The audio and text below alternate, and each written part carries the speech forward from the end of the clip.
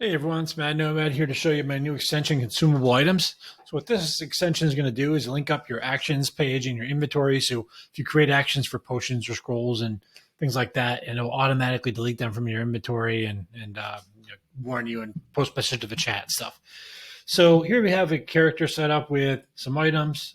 The first thing you're going to notice when you log in is if you have previously created any like actions for potions or scrolls or oil and they have the word potion, oil, scroll in them, when you expand that, you're going to see a new effect row here, and you see consume potion of healing. It'll automatically create that for you.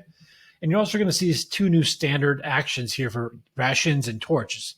So the way this works is if you expand any of these items with a consume effect and you hit that effect, it's going to post to chat Mad Nomad used rations. They have 8 remaining. So it will link up with your inventory. Remove one. If I use another one, it will say, 7. And it will post an effect in your character sheet temporarily. I had some things there from before. That as soon as you go to your next turn, it all disappears, but you can see that you used it during that round. The other thing it will do is whenever you add a new power or effect here, like a potion. What do I have in my inventory? I've got oil of etherealness. Let's do that. I already got one here for it. Okay, so let's try a new one. Scroll of alarm. All right, scroll of alarm. So I type in that scroll, and it automatically creates that effect for me. And when I use it, again, it's going to post to chat, and it's going to say I have 0 left, and it's going to subtract the item completely because of my settings at the moment. So in the settings, you actually have a couple options. What I have is set, the default is that it won't do what I just showed you, which is deleting the item completely and actually deleted the whole power completely. You see, so you don't have to worry about having powers in your tab that don't apply because you don't have the items anymore. You don't have to manually delete it. It just handles it all for you. But if you don't want to automatically delete stuff, you're a little worried about that, you can change the settings here, and the settings let you choose whether or not things get deleted automatically. You can have yes or no. If you're using the automatic actions extension that I've made, I recommend using yes for delete because you don't have to worry about it because it handles everything for you. It actually really pairs super well with that extension. I'm going to show you that now real quickly. So if I switch over to my other Fantasy Grounds, it's running the automatic actions extension.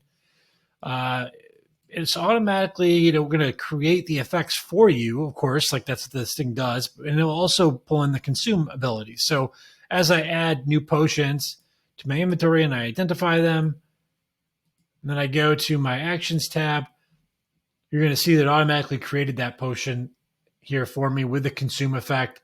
I use it, it automatically deletes it because it automatically deletes from my inventory. So it just naturally syncs up your actions in your inventory whenever you get items. You don't have to worry about that at all. So that's pretty much the extent of it. One other thing I can show you is that this is not, there's the syntax of it. It's kind of interesting. Like if I wanted to do something like, let's see, I want to just say all potions.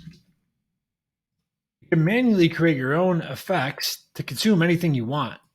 So if you type in consume rations, you can get yourself, even though this thing is called all potions, if you have rations in your inventory, I'm going to add some rations, right? Create item, rations. This will consume the ration. Oh, I think I have it typed differently. Yeah, so there we go.